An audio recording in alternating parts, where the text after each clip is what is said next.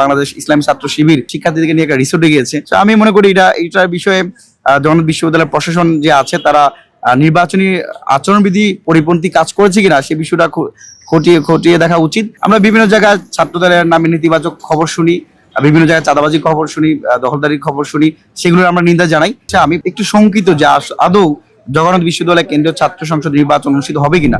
আমি যেটা বলেছি, ছাত্রদল হচ্ছে আমাদের ফেসিবাদ বিরোধী লড়াই সংগ্রামের সাথী, বন্ধু, সহযোদ্ধা। তারা দীর্ঘদিন নির্যাতিত, নিপীড়িত হয়েছে এবং তাদের যে মনোনীত ক্যান্ডিডেট এখানে আছে খাদিজাতুল কোবরা, তানজিল, তাদেরকে আমরা সময়োপযোগী মনে করেছি, তাদেরকে মনে করেছি শিক্ষার্থীদের কণ্ঠস্বর, তাদের সাথে আমাদের কাজ করা যায়। সেক্ষেত্রে আমাদের ছাত্র অধিকার পরিষদের নেতা কর্মীদেরকে আমরা এখানে স্যাক্রিফাইস করে হলে আমরা একটা বৃহত্তর একটা প্ল্যাটফর্মে নিয়ে আসতে চেয়েছি। তো সবচেয়ে গুরুত্বপূর্ণ বিষয় হচ্ছে এখানে আমরা অন্য অপরাপর যে সংগঠনগুলো আছে তাদের সাথে আলাপ আলোচনা ছিল। তো আন্ডারস্ট্যান্ডিং এর জায়গা থেকে আমরা ছাত্রদলের সাথে যুক্ত হয়েছি।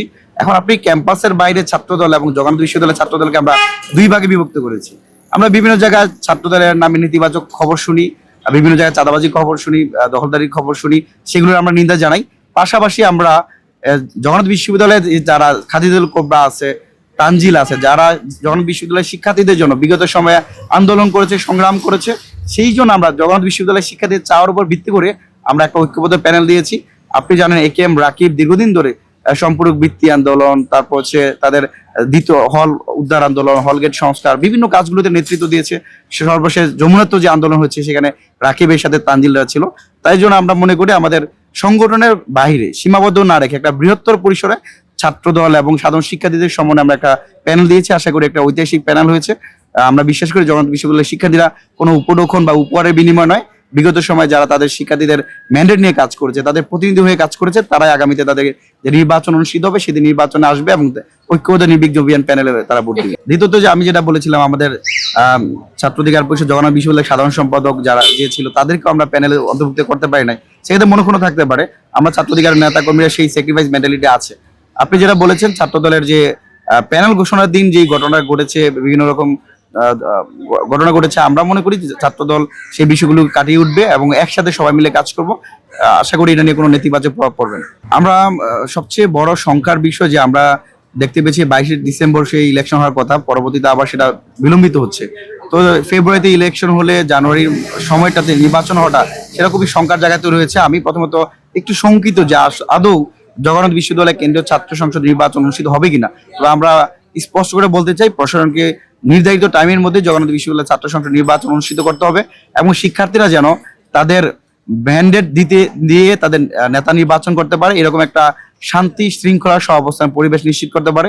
শিক্ষার্থীরা যেন সবাই ঐক্যবদ্ধভাবে তাদের ঈদের মতো একটা আমেজ উৎসবের মধ্যে দিয়ে নির্বাচন করতে পারে, সেই পরিবেশ যেন প্রসারণ করতে পারে, সেই বিষয়গুলো দিয়ে আমরা লক্ষ্য করছি এবং ছাত্র অধিকার পরিষদের পক্ষ থেকে ঐক্যবদ্ধ নির্বিঘ্ন অভিযান প্যানেলকে আমরা সর্বাত্মক সহযোগিতা করছি, তাদের কাজগুলোকে আমরা মনিটর করছি। আসন্ন হলে শিবির কর্তৃক যে শিক্ষার্থীদের আলাদাভাবে রেসোর্টে নিয়ে যে তাদের খাবার উপঢৌকন দেওয়া হচ্ছে, যে বিষয়টি আপনি তুলেছেন উপঢৌকনের বিষয়টা, এই বিষয়টা নিয়ে আপনার দেখুন, আমি মনে করি যে আমরা এক সময় শুনতাম যে মেম্বার ইলেকশন হলে কাউকে আকিস বিড়ি অথবা এক কাপ চা বা পান খাওয়াইলেই আমার এলাকা গ্রামগঞ্জের সহজ সরল মানুষগুলো ভোট পরিবর্তন করে ফেলতো। তা আমি বিশ্বাস করি জগন্নাথ বিশ্ববিদ্যালয়ের শিক্ষার্থীরা এদেশের অন্যতম শ্রেষ্ঠ মেধাবী শিক্ষার্থী। তারা ন্যূনতম উপহার উপঢৌকন এর বিনিময়ে তাদের ম্যান্ডেট পরিবর্তন করবে, এটা আমরা বিশ্বাস করি না। আপনি যেটা বললেন যে একটা ছাত্র সংগঠন বাংলাদেশ ইসলামী ছাত্র শিবির শিক্ষার্থীদেরকে নিয়ে একটা হল থেকে আসুন্না হলের শিক্ষার্থীদেরকে নিয়ে একটা রিসোর্টে গিয়েছে। তো আমি মনে করি এটার বিষয়ে জগন্নাথ বিশ্ববিদ্যালয়ের প্রশাসন যে আছে তারা নির্বাচনী আচরণবিধি পরিপন্থী কাজ করেছে কিনা সে বিষয়টা খতিয়ে দেখা উচিত এবং আমি জগন্নাথ বিশ্ববিদ্যালয়ের শিক্ষার্থীদের প্রতি আহ্বান জানাবো, এখন আপনাদের সময়, আপনারা এমন নেতাদেরকে নির্বাচিত করবেন তারা ইলেকশনের সময় আপনাদেরকে রিসোর্টে নিয়ে যাবে, ইলেকশনের সময় আপনাদেরকে বিভিন্ন উপহার দিবে, কিন্তু আপনাদের আন্দোলনের দাবি দেওয়ার সময় থাকবে না। আপনি দেখেন শেখ হাসিনা আন্দোলনের পতনের সময় অথবা বিগত 8 বছর ধরে কারা আপনাদের জন্য কাজ করছে। এই যারা ক্যান্ডিডেট আছে, রাকিব, আপনি এমন একটা আন্দোলন দেখাতে পারবেন যেখানে আপনাদের কথা বলতে গিয়ে সে আসে নাই, সব মুখ সারি দিয়েছিল, যার কারণে নির্যাতনের শিকার হতে হয়েছে, বা তানজিল বা খাদিজাতুল কোবরা। আমি মনে করি শিক্ষার্থীরা ওই রিসোর্টে যাওয়া, উপহার দেওয়া, এদের বিনিময়ে খাদিজাতুল কোবরা বা রাকিবদেরকে ভুলবে না।